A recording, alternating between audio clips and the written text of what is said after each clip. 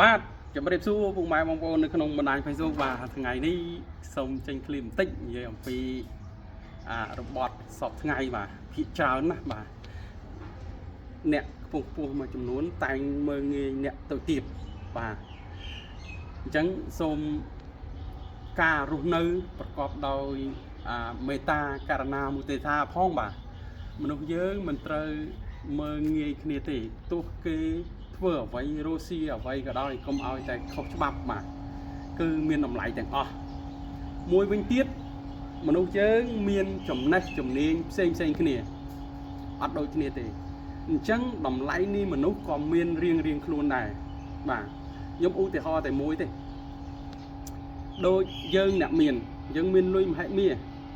ប៉ុន្តែយើងអត់មានកម្លាំងលើកដល់100គីឡូបានទេណាបាទឥឡូវខ្លះមើលងាយដល់កម្មករសំណង់តាមពិត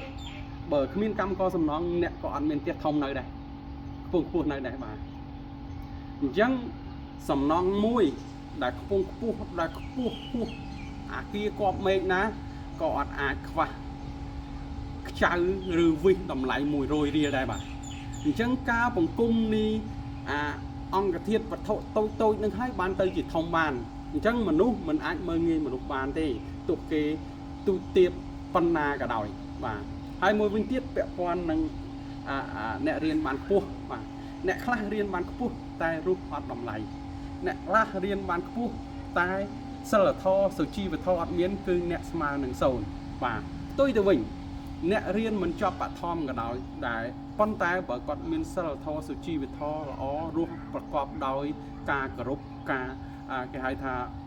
មនោចេតនានិងការដឹងនៅភាពការរស់នៅ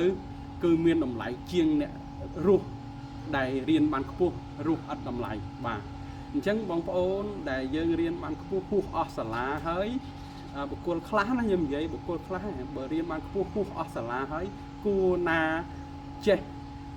មេរៀនសិលធម៌ហ្នឹងខ្លះរៀនបានខ្ពស់ភ្លេចមេរៀនសិលធម៌សុជីវធម៌អញ្ចឹងសូមអរគុណអត់មានអីច្រើនសូមអរគុណ